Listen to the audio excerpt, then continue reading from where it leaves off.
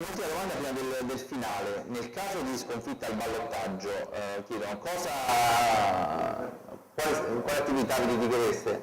Lavorereste all'opposizione oppure in qualche modo pensate di, non dico lasciare la politica, ma pensare a qualche altro incarico oppure anche sviluppare un'attività professionale estranea alla politica? Cominciamo da Celani. In caso di sconfitta, naturalmente nessuno lo spera, solo voi, però è nell'ambito del... Certamente, nessuno lo spera e se lo augura, tutti siamo ottimisti, io non vivo di politica, tutti lo sanno, assolutamente, non ho mai vissuto di politica, è una mia professione, dove faccio sia l'insegnante, sia questa è la mia aspettativa, ma soprattutto uno studio professionale dal 1980, quindi che faccio l'ingegnere, quindi un'attività consolidata che mi dà tantissime soddisfazioni perché appunto ho cercato di dare anche delle risposte alla società, ho cercato di creare qualcosa, insomma, di utile anche per la società civile, per cui, ripeto, continuerò a fare quello che ho sempre fatto, l'insegnante, se decido poi di andare in pensione perché posso pure farlo, potrei chiaramente anche farlo, abbandonare la scuola. Comunque ho una mia attività, una mia professione che porto avanti. Il rapporto con i ragazzi, con la scuola, veramente per me è stato molto molto importante perché credo che sia linfa vitale stare a contatto con i giovani e quindi molto probabilmente continuo anche questa attività veramente lì e continuo a fare politica per passione. La passione è l'unico elemento che mi ha animato per entrare in politica nel 1995, quindi non è che sono Matusalemme da questo punto di vista, ho fatto anche l'opposizione in comune di Ascoli, per cui sono abbastanza vaccinato in questo senso. Mi auguro assolutamente di no, però ripeto, non è la vita, insomma, ecco, non è la vita. Io mi sono impegnato in politica per passione, proprio per cercare di dare qualcosa, non ho chiesto mai nulla dalla politica, ma ho cercato sempre di dare. Prego, Landozzi.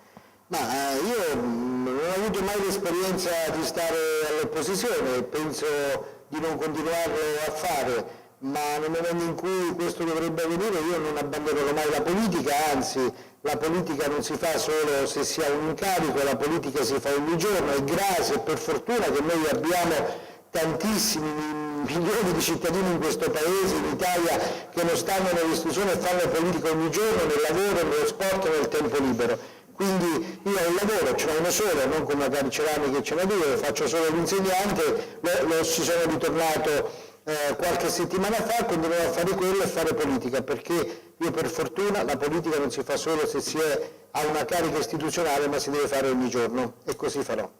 Un'ultima domanda, naturalmente cerchiamo di stare magari in minuto, poi concludiamo qui, anche se le domande potrebbero essere tantissime, ma naturalmente i tempi sono ristretti per tutti. Per quale motivo gli elettori della provincia di Ascoli dovrebbero votare per Piero Celani o per Emilio Mandozzi? Celani, un minuto. Per quale motivo? Il motivo credo è presto detto, il motivo è la bontà del progetto che noi abbiamo presentato.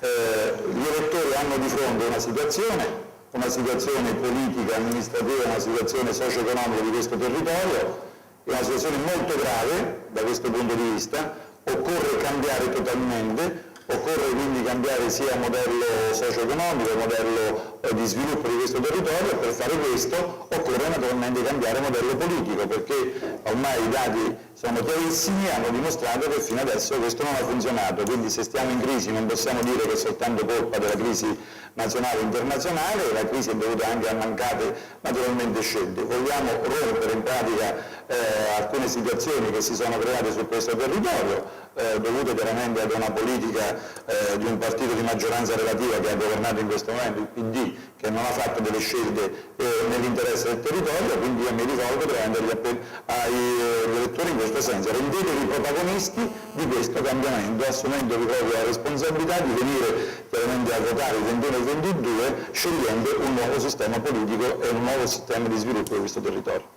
Mandozzi, prego. Ma io chiedo quello che abbiamo fatto in questa settimana e che hanno fatto decine di sindaci nella provincia di Ascoli, dove sono andati a votare, hanno presentato un programma, hanno vinto sulla destra in modo forte, noi abbiamo ripreso tutte le amministrazioni di questa provincia, ne abbiamo riconquistato qualcuna come penso il comune di Cupra e allora noi ci aspettiamo ai cittadini quello di continuare un progetto, di migliorarlo e di adeguarlo ai tempi, con un modello di sviluppo che deve essere adeguato al momento e alla competizione, con politiche pubbliche dove il lavoro, il futuro sostenibile e la coesione sociale sono al centro di un progetto politico e dove il valore dell'uomo, della persona sia basato sulla solidarietà, sulla partecipazione, non sull'arroganza o su chi c'è un uomo solo al comando, come intende la destra, e i cittadini devono seguire. Noi contiamo moltissimo sul ruolo dei partiti, delle associazioni e soprattutto delle amministrazioni comunali.